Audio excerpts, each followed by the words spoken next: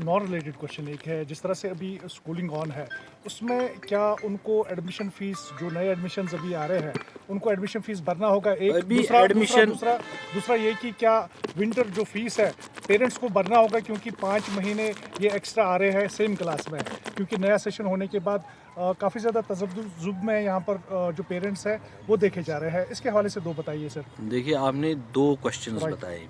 एक क्वेश्चन ये बताया कि एडमिशन फ़ी हमें भरना है, नए एडमिशनों का फ़ी भरना है।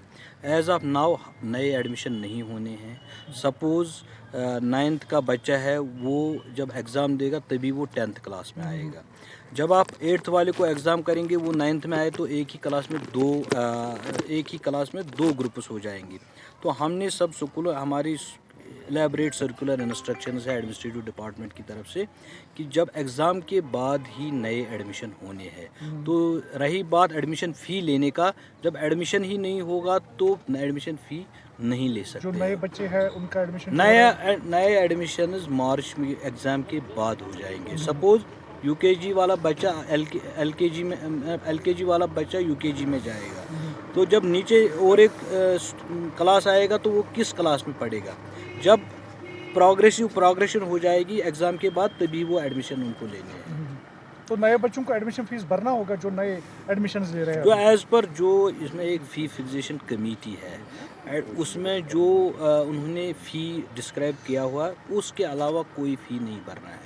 What has been done by the fee fixation committee, वही फ़ीस देना और कोई फ़ीस नहीं लेना है। उसके लिए बाज़ाब्ता फ़ी फिक्सेशन कमेटी के ऑर्डर्स पहले ही आ चुके हैं। सर, तो विंटर फीस जो है वो भरना होगा अभी पेरेंट्स को? विंटर में देखिए, विंटर में आप बच्चों को टीचर्स को सैलरी देनी होती है।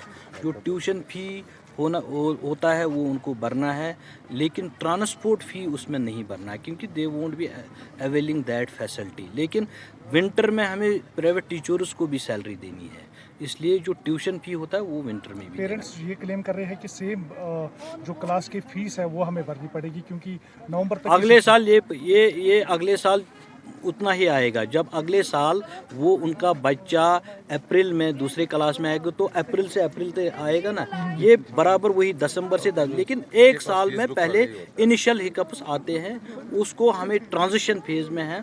जब वो ट्रांजिशन हो जाएगा तो ये सारा क्लियरिटी उसकी। सर, मेरे दो सवाल है आपसे। पहला सवाल मेरा, कल ही एक नोटिफिकेशन जारी की गई कि कोई भी सरकारी टीचर प्राइवेट ट्यूशन नहीं कर सकता है। तो फॉर इंस्टेंस अगर किसी